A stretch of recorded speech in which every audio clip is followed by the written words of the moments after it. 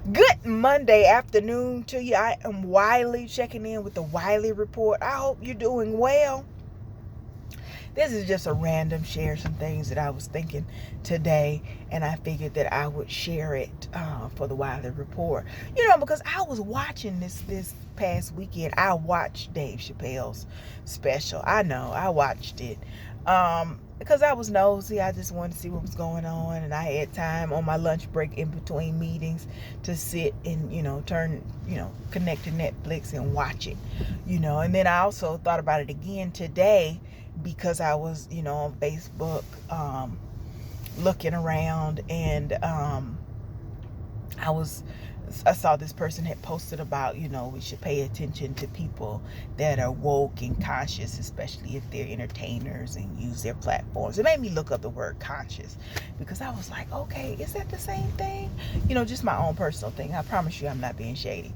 Because conscious means, being aware of what's and or responding to what's going on around you. Hang on. Okay, great. I had turned the wrong thing on. Whoopsie. So anyway, I was like, I don't know. Call me. Hang on. There you go. I fixed it. Anyway.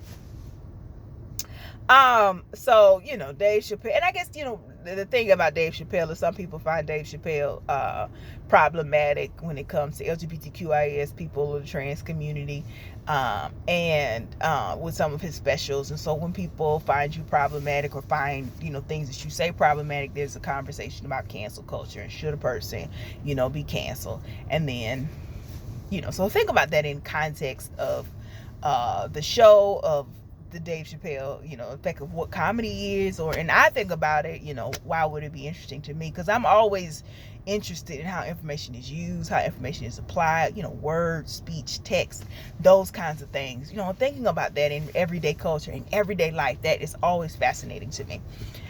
So I was watching, that special, and I was trying to see, why people were saying that, they were, canceled. Some people were upset about Netflix because Netflix is a company that is supposed to be inclusive of other people's ideas. And then, some people are like, well, how can you be inclusive of other people or other people's ideas? Or how can you be inclusive, period?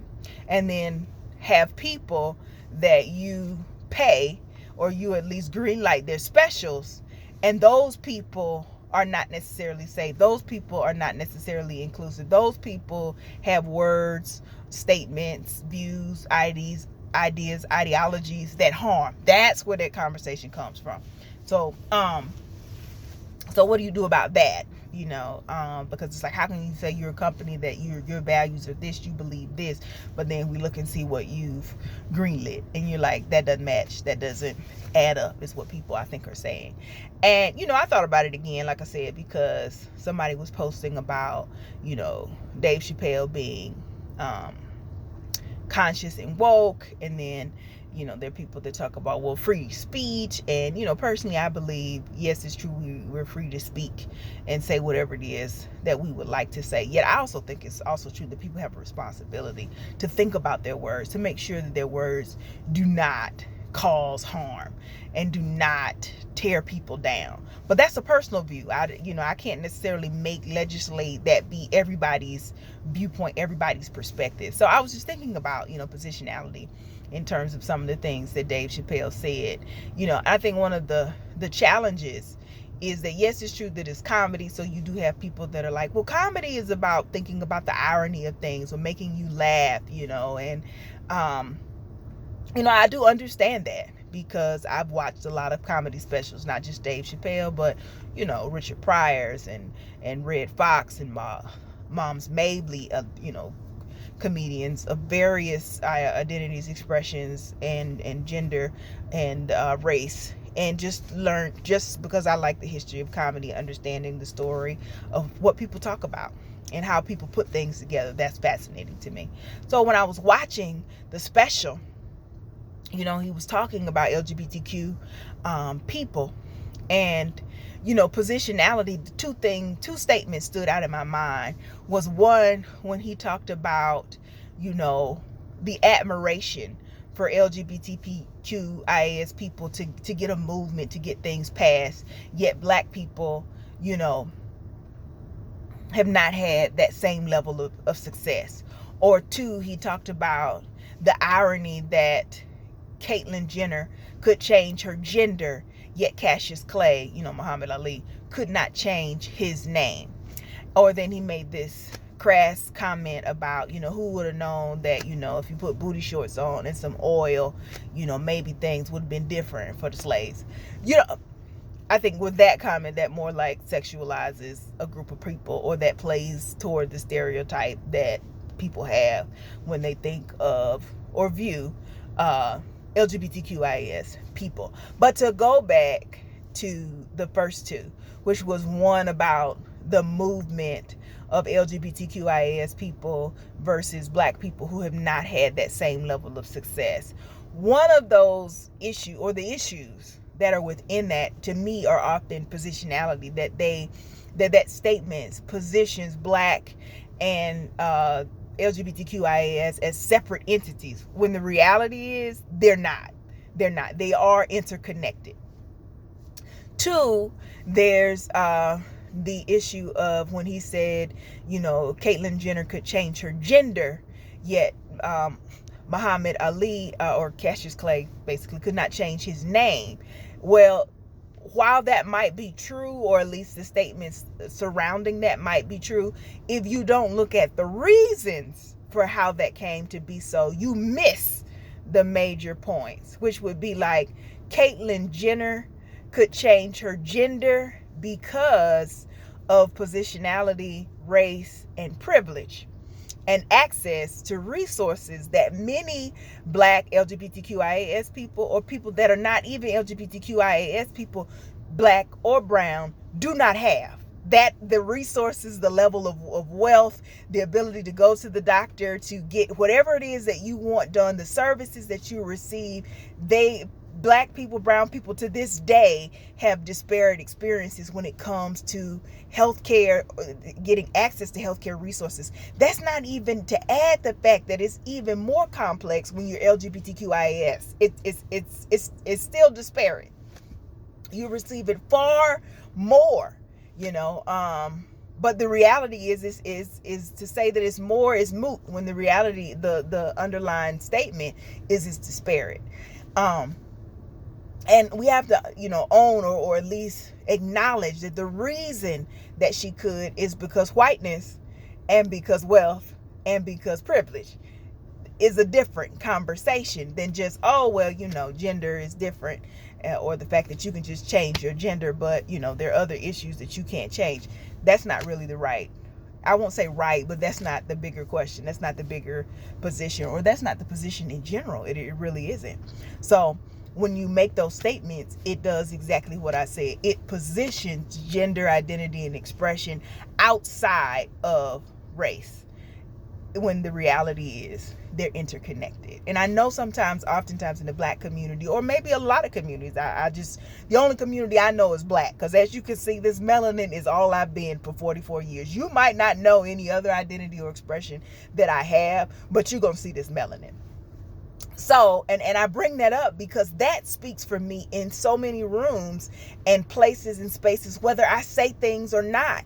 The fact that I am actively visible in the LGBTQIAS community is secondary, or maybe it's not even secondary, because I want to say that level of visibility, that level of confidence or assuredness has only come later in life, as I grew emotionally, mentally, and just comfortable within myself of being all of who I am. Yet, my ultimate point is, I think people who have a platform have to think about the responsibility that comes with it, and the fact that, do your words cause harm to people? And could it be that while people can be nice, people can be brilliant, there can be experiences where people have great character, could that not be destroyed with your viewpoints, with your beliefs, with your values, with your ideologies that perhaps could be a little bit twisted or could be a little bit messed up. Because the reality is, when we think about blackness and we think about, LGBTQIAS or just the world in general, where it's not separate or it's not monoliths, it's interconnected, intersectionalized experiences that people have, because when we're looking at healthcare, just healthcare alone, I think about, the experiences of my mother, who's a heterosexual black woman who carries 4 levels of insurance because she remembers the experience of segregation and what it was like when you had, dental issues and you had a toothache, and they wouldn't even treat you because there wasn't integration. There was no policy, as you want to call it, to treat people. So they would just tell you to spit over in the sink. And she remembered how that made her feel. And when she went to college and she got a job, she wanted to make sure that she had health care. And not only did she have health care, but that her children had health care. And even when she retired, she kept different lines of coverage so that no one would ever tell her no. Yet just because she's done that has not meant that she has not experienced these challenges with healthcare. Challenges that many people that are white or a different race may never experience. But if you discuss that as a separateness or, something that is just, anomaly, then you miss the greater perspective that disparities in healthcare exist. And the truth is that most people, not most people, but the truth is that all people really want access to healthcare, to whatever resources that are available to them or that are here, period, should they not be able to have these resources and do whatever they need to do, whatever that is that they need to get done. Should they not be treated equal? Should they not be treated fair? Should they not be treated just? It isn't a separatist type movement. Yet oftentimes some of the challenges in listening to the perspectives like Dave Chapelle is telling on those jokes are that many people view blackness and LGBTQIAS as different, as disconnected instead of interconnected. Because if I'm still trying to communicate my value as a black person, I'm still trying to communicate my value as an LGBTQIAS person. It's not 2 different situations. It's not 2 different things. Because trust and believe, if something happens, they're not necessarily saying LGBTQIAS. They're saying black and they're saying some other word. That's just the reality of experiences. Yet regardless of what my identity expression, my race is, fairness, justness, humanness, dignity are things that we all deserve, regardless if you have, LGBTQIAS expressions or not. You don't need an expression to be treated fair, to be treated treated human or just. You get that just for being on the earth. That's just my thoughts. And so sometimes I find it, challenging to watch these specials because they either separate people or with the ideas and the beliefs, and you find that many people who look like me share that, and they're out there thinking that we're asking for something different, when the reality is I'm asking for the same thing you asking for: humanity, dignity, fairness, justness. And perhaps if we work together, instead of acting as if fairness, justness, humanness, dignity were separate things, we could achieve more together than painting the argument that we're doing things different. Just saying. I don't know if that made any sense, but that's just what I was thinking today. I was thinking, hey, that's the wrong positionality. It's just not helpful. It's not helpful at all. It isn't helpful because, your views tramples on the black LGBTQIAS people that were in that audience, or the people that were in the audience that have family members that are black or LGBTQIAS. Your message, no matter how nice, no matter how kind, no matter how giving you might be or have been, your ideas and your beliefs and your values, they should align with that. But, you know, that's just my opinion. You know what I'm saying? My opinion on Dave Chappelle's comedy show is not going to change the fact that he still gets a check. And I'm not saying that he shouldn't. I'm just saying it's just an interesting conversation to think about that. And that's how that conversation happens. Because oftentimes people are like, I like black people. But